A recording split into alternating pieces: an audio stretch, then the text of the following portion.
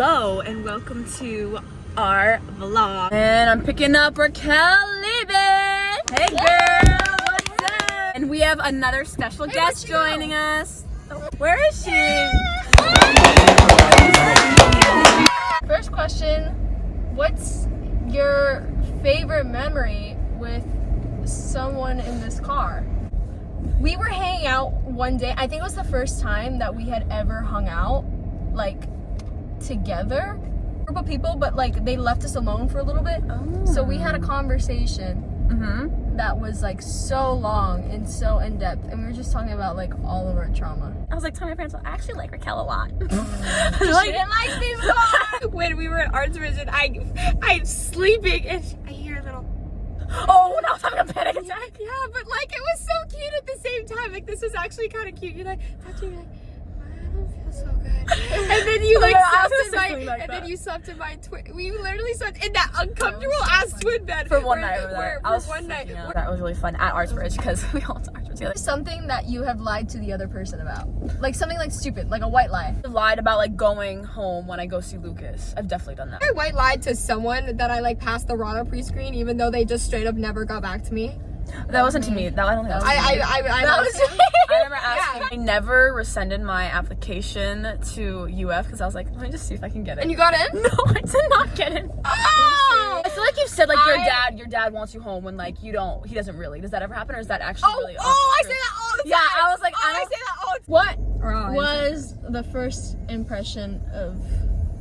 I don't actually remember because we were in second grade, but I vividly remember like we were always hanging out. Yeah, we were like we would, actually like, best friends in second grade. have sleepovers. And we would dress up in trains. Impression of Maya definitely was. Oh, like I just felt like our parents got along. Mad impression. Oh. No, seriously, my mad impression wasn't. I remember that one time I drove you home and I felt like I wouldn't stop talking because I just want to fill you in, and you were just like smiling and I was like, oh no, did I mess it up, Mom? And then you didn't talk to me afterward and I was like, oh no. You are such a bitch. When Emily Green showed me a photo of her in South Miami. Yeah, she was like, look, I know one of the girls who's gonna be in her class. She's so pretty. I saw the picture. I was like, oh, I'm done. I was like, oh, not like that. I thought you meant like, oh. Not like that. What is the best lesson you've learned about friendships from New World and or from each other? You. And it's okay to be sensitive from you. And from you, I learned to not give a fuck. Like, actually not care about, like, what certain people think or say about you. I learned her primitive state of being. She's so spontaneous and sporadic and just, like, fun, and her energy's always, like, picked up.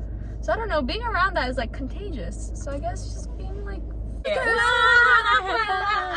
I'll go see Maya. Oh god, there's so many things. Literally, this is like bad to say because you don't want to have a friend as a therapist, but like literally Maya and I feel like we just really like, we get each other. And I feel like that's what, and like finding people that you just are like, and I feel like that for both of you, but like being able to be like, oh, like, they're a good person, and that's where I feel like really a lot for the both of you. I'm like, oh, like they're just good. They're just like good people, and it's like, and like Maya, like we could just talk for hours and hours, and it would just be like, there's never like a breath. Like we both have like speed rapid fire, and it's like da da da. And we're like, oh my god, this is so fun. And it's just like once I talk to her, I realize like, like it feel better, and that's how I feel with my therapist. So like weirdly, like I'm like, yeah, this happened to me today. She's like, me too. Take life as like not as seriously as I feel like I do, like being like, oh yeah, you know what I mean, like being like, oh, like yeah, that happened, but like I feel like you always have this vibe of like, I don't like the word vibe, like you have this aura where it's really kind, and it's like, oh, like yeah, these big things are happening in my life, but you're still able to have fun around. Oh, like I feel like you taught me